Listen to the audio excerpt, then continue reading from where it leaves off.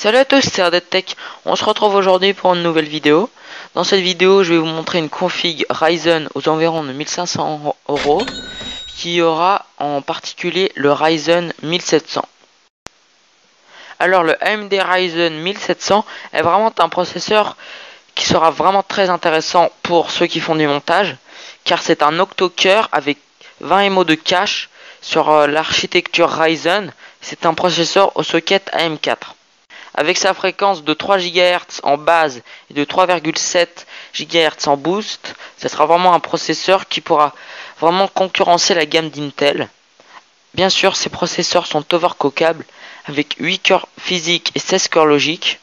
Ils supportent le dual channel, finesse de gravure de 14 nanomètres et un TDP de 65 watts.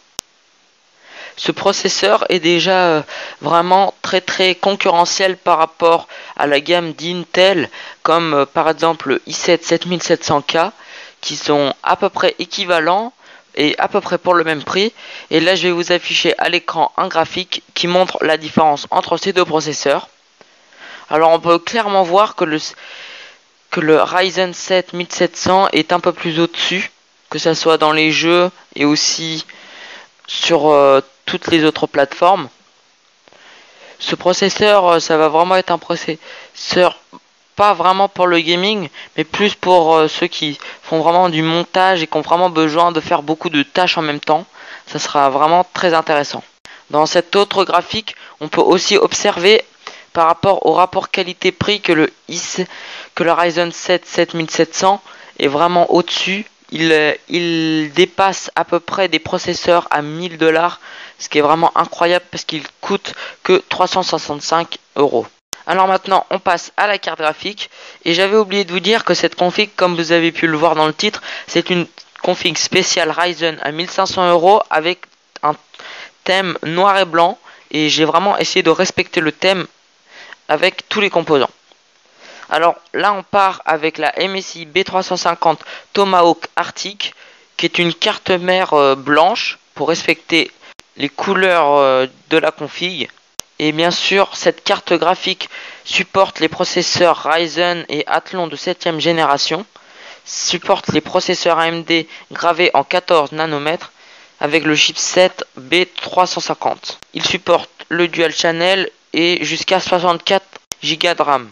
Cette carte graphique est aussi intéressante grâce au Crossfire, où on pourra venir mettre deux cartes de la marque AMD pour plus de performance.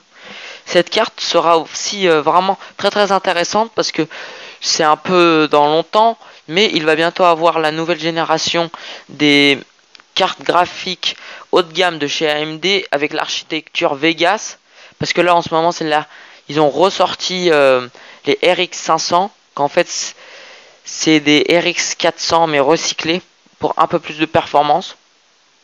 Mais ça sera vraiment très bien si vous avez pas envie, si vous avez envie d'attendre un petit peu et de vous prendre après une config full AMD, ça sera vraiment une bonne idée de prendre cette carte graphique, cette carte mère pardon. Alors après, pour la RAM, j'ai pris de la DDR4 balistique en blanc 2 x 8 Go parce que c'est une config pour du montage. Ça pourra aussi très bien faire l'affaire pour du stream en 2400 MHz casse 16, ce qui est vraiment très bien. C'est un kit en dual channel et low profile au prix de 154 €. Après on passe avec le water cooling. J'ai pris le Cooler Master Liquid 240. Vraiment un très bon water cooling pour un prix pas très cher de 80 €. Maintenant on passe à la KFA Carré GTX 1070 Exox Sniper, encore en blanc pour rester dans le thème, 8 Go. Ça va vraiment être une carte graphique vraiment très intéressante. Alors cette Nvidia GTX 1070 est sur l'architecture Pascal en PCI Express 3.0, 8 Go de GDDR5. La fréquence d'horloge de base c'est 1594 MHz et en boost 1784 MHz, qui est assez bien. Et cette carte graphique est au prix de 430 €. Ce qui est vraiment aussi bien avec cette carte graphique, c'est qu'elle est RGB, donc vous pourrez changer la couleur et bien sûr elle est blanche. à la fin de la vidéo, je vous mettrai aussi des petits benchmarks avec le Ryzen 1700 et une GTX 1070 avec 16 Go de RAM pour que vous voyez à peu près à quoi ça tourne les jeux ainsi que les FPS.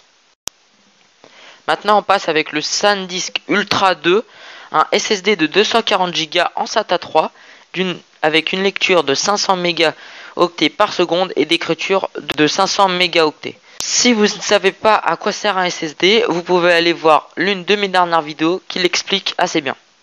Après, pour le stockage, j'ai pris un Seagate Barracuda de 2 Tera parce que cette config pourra aussi être pour des youtubeurs.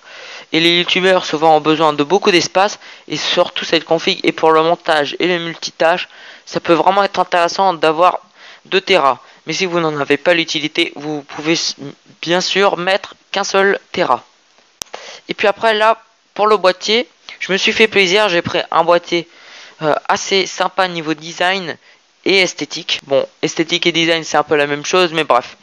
J'ai pris le NZXT Source 340 en version noire pour faire le contraste avec tout l'intérieur qui sera blanc.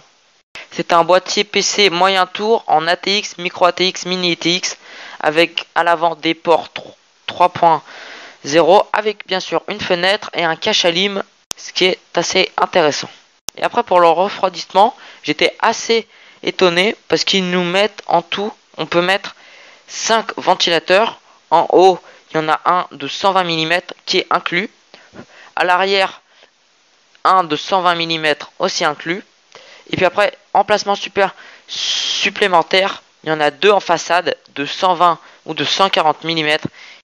Et il y a des filtres anti-poussière en façade et à l'arrière. Et je pense que je vous ai mis à l'écran une espèce de petit schéma qui résume assez bien comment l'air circule dans le boîtier. C'est assez bien fichu. Après pour l'alimentation, j'ai pris la Corsair CX 650 watts modulaire, non semi-modulaire, qui est certifié 80+ bronze. C'est vraiment une très bonne alimentation. En plus, avec sa particularité d'être semi-modulaire, vous n'aurez pas à prendre tous vos câbles qui sont à peu près inutiles. Ça, c'est vraiment intéressant quand on veut avoir une belle config, surtout qu'il y a une fenêtre. Alors pourquoi s'en priver? L'alimentation coûte aux environs de 90 € sur Topachat. Alors, la vidéo touche déjà à sa fin. J'espère que la vidéo vous aura plu. J'espère que le format de la vidéo vous aura plu. Laissez-moi vos réponses en commentaire. Dites-moi ce que vous avez pensé de la config, que ce soit négativement ou positivement. Dites-moi ce que vous auriez mis à votre place. Et moi, je vous mets les benchmarks et à la prochaine. C'était Red Tech. Ciao. Ah oui, je pense que vous avez remarqué, mais ma voix est un peu différente car j'ai fait l'acquisition d'un casque que je vais bientôt faire une review et un unboxing sur la chaîne, qui est le HyperX Stringer, un casque aux environs de 50 € qui a vraiment un assez bon micro. Et moi je vous dis à la prochaine. Ciao ciao.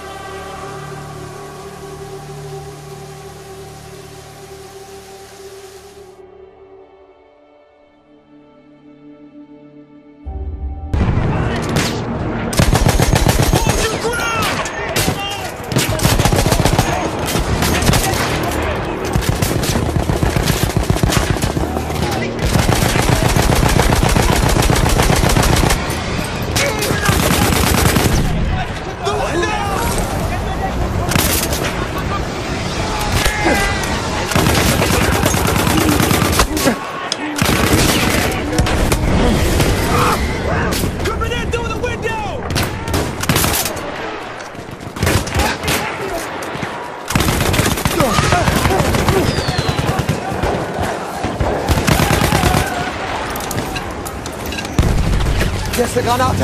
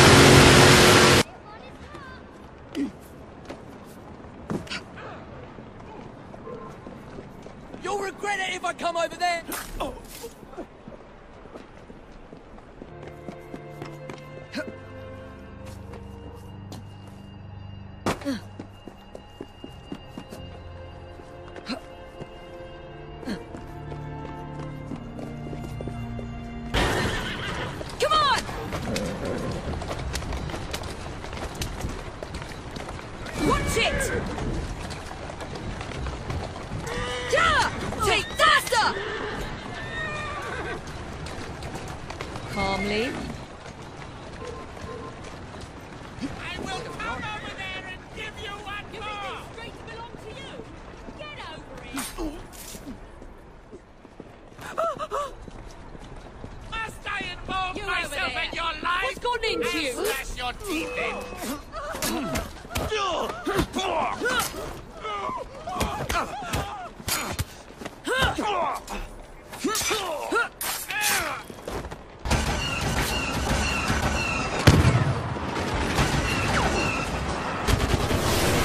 Rebels have called in a Y-wing attack.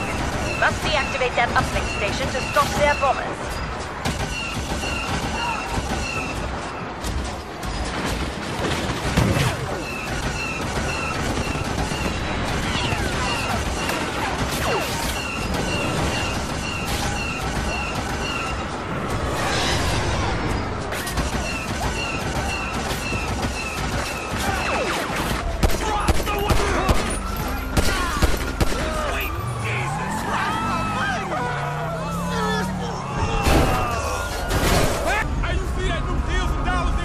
Get robbed, see? God,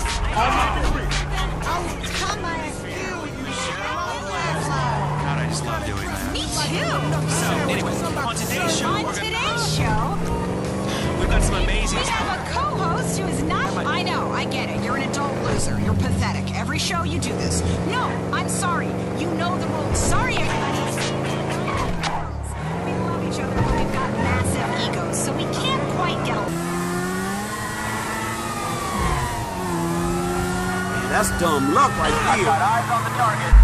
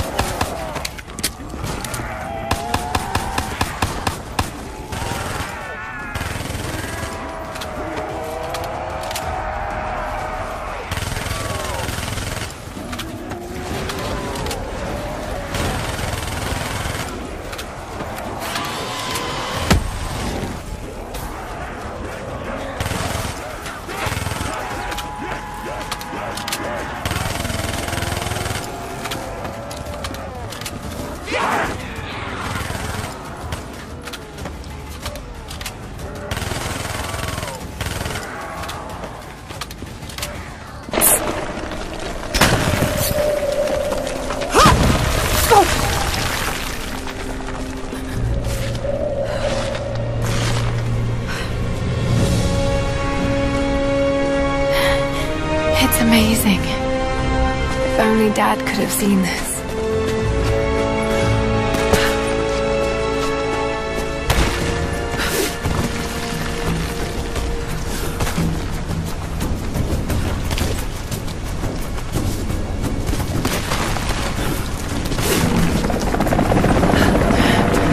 No, they're already here.